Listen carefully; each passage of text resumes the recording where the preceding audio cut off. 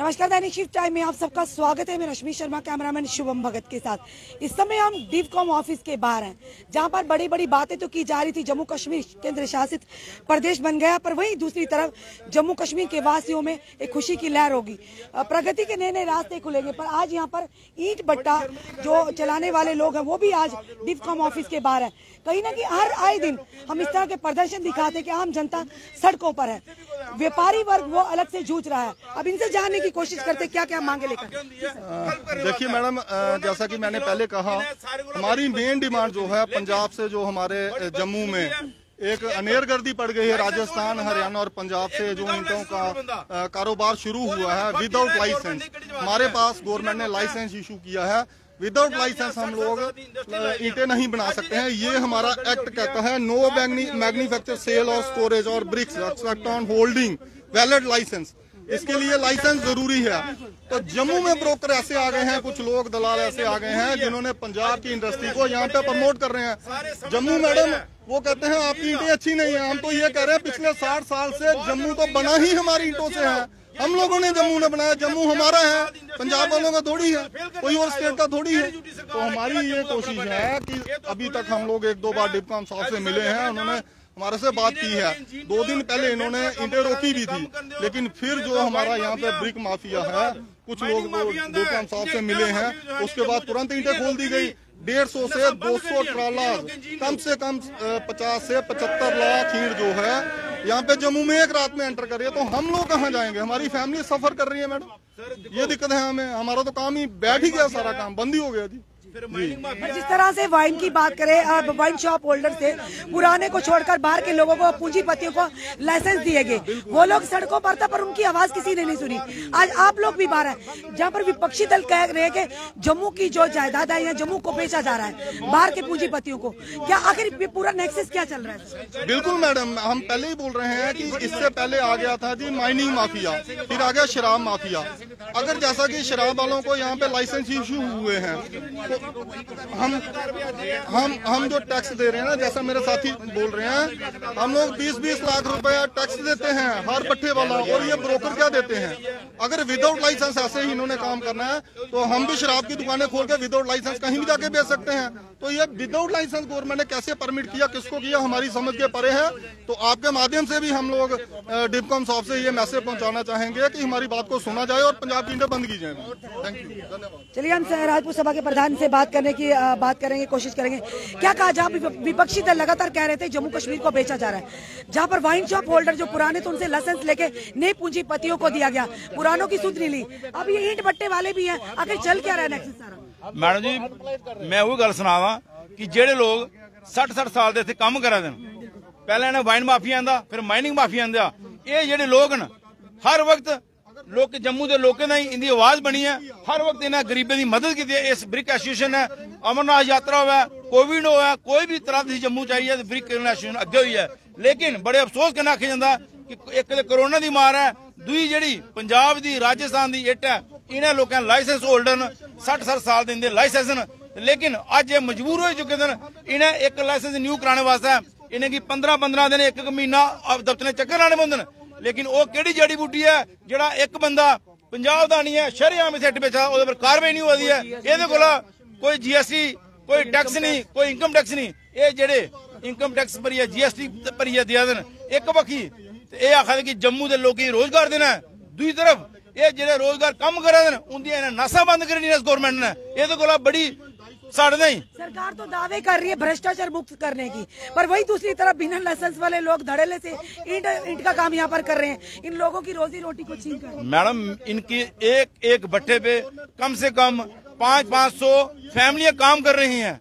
वो दिन रात काम करके इन्होंने ईंटों के ढेर लगाए हुए हैं। लेकिन जब सेल करने की बारी आती है तो कोई एक मेरे जैसा या आप जैसा कोई बाहर बैठता है, 2 ट्रक लगा के वो ईंटें बेच देता है। तो रेडी वाला ईंटें बेच रहा है, गाड़ियों वाला ईंटें बेच रहा है। तो फिर इनको लाइसेंस की, जहाँ तो इनके लाइसेंस कैंसिल कर दो, जहाँ तो इनको फांसी दे दो, जहाँ तो इनके साथ इंसाफ क्यों नहीं हो रही जो बिना लाइसेंस के यहाँ पर आके। मैं मीडिया के माध्यम से यही बोलना चाहता हूँ कि आप जो चौथा स्तंभ है, मैं आपसे दुर्वास करता हूँ कि जो ये कार्रवाई इस एलजी गवर्नमेंट से, इन नेताओं से डिवकॉम साहब से ये पूछा जाए कि ये लोग कहाँ पे जाके इनको बोलिए कि आप जाओ पंजाब में, राजस्थान में जाके ब्रिक अपने पट्टे वहां पे लगाओ, यहाँ से बंद कर दो।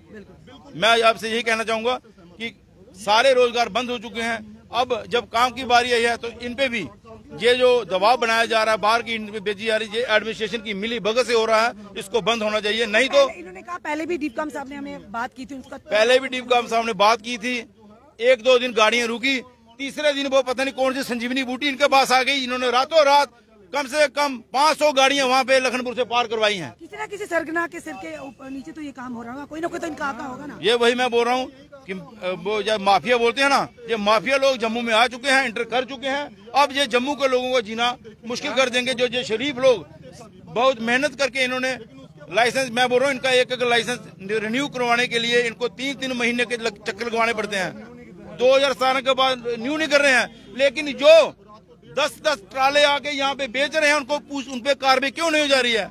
एक गरीब आदमी एक ट्राली रेता नहीं लेके जा रहा है। ये इतनी गाड़ियां 25-25 हजार के ट्राले ईंट के वो कैसे जम्मू में एंटर कर रहे हैं? इनको पूछा जाए। सर क्या कहेंगे, एक का निवाला छीन के दूसरे के मुंह में डाला जा रहा है, और वो लोग जो कि आप लोग टैक्स पेयर हैं, तो आखिर इस तरह की चीजें किस तरफ लेकर जा रही है? इसका जवाब तो एडमिनिस्ट्रेशन ने देना है, इसका जवाब हम थोड़ा देंगे। और जब एडमिनिस्ट्रेशन तो हमसे भी बात करके राजी आपने अपनी बात रख दी, हम एडमिनिस्ट्रेशन तो हमसे भी बात करके राजी नहीं, कड़े सवालों का जवाब देना मुश्किल है। हमारी जो मांग है ये विद इन एक्ट है।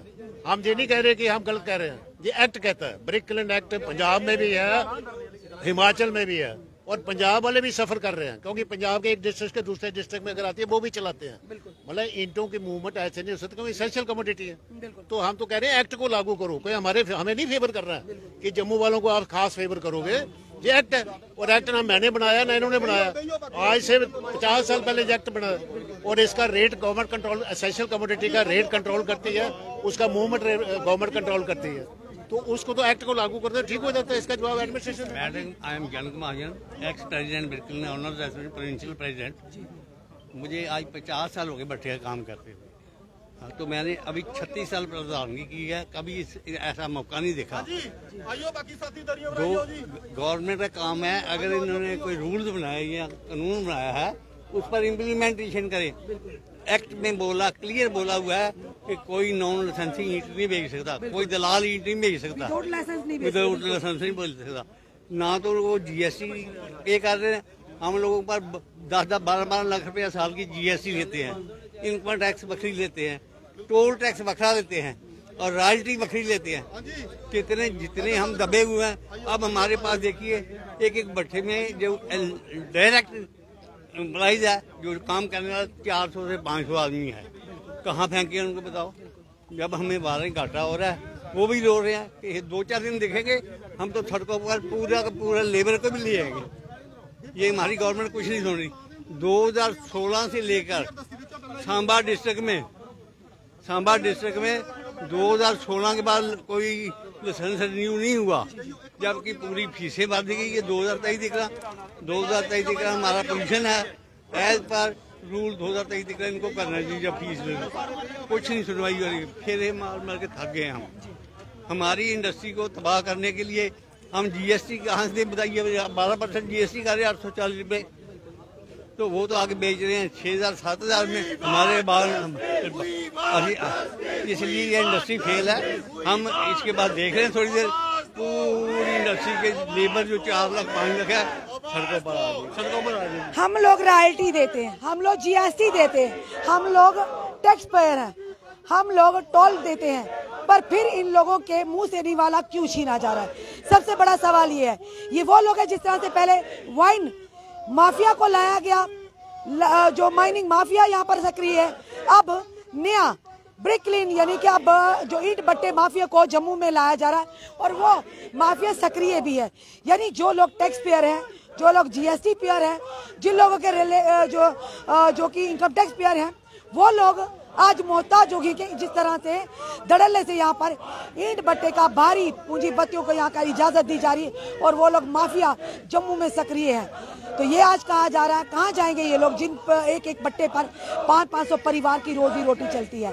ये सरकार के दावे हैं, ये सरकार के अगर एक्ट आप लागू करते हो तो उनको इम्प्लीमेंट क्यों नहीं किया जाता? सबसे बड़ा सवाल ये। जम्मू कश्मीर केंद्र शासित प्रदेश है, पर आज तक मिनिमम वेजेस एक्ट लागू नहीं हुआ, सफाई कर्मचारी एक्ट लागू नहीं हुआ। आप लोगों ने अगर एक्ट लागू किया तो उसको इम्प्लीमेंट क्यों नहीं किया जा रहा? सबसे बड़ा सवाल ये है। क्या सरकार चाहती है इस तरह के काम, इस तरह के माफिया सक्रिय हों और जो सही लोग डिजर्व है, जिनकी रोजी रोटी है, वो लोग उनसे वंचित हो जाएं? क्योंकि ये एक एक भट्टा नहीं बल्कि 500 परिवार की रोजी रोटी का सवाल है। अगर एक्ट हो तो उसे इंप्लीमेंट क्यों नहीं किया जा रहा? क्यों इन लोगों के मुंह से भी अपनी वाला छीनने की लगातार कोशिश की जा रही? क्यों नहीं उन लोगों पर कार्रवाई हो रही जो लोग बिना लाइसेंस के यहाँ पर आकर, पंजाब से यहाँ पर आकर ईंटों की यहाँ पर माफिया चला रहे हैं? जो भी लोग इस समय हमें देख रहे हैं, अपने कमेंट जरूर कमेंट बॉक्स में दीजिए। इस वीडियो को जितना हो सके शेयर कीजिए। सवाल यह है कि क्या डिवकॉम इनकी आप बात सुनेंगे? जुड़े रहिए से हमारे साथ अगले अपडेट के लिए। जय हिंद, जय भारत।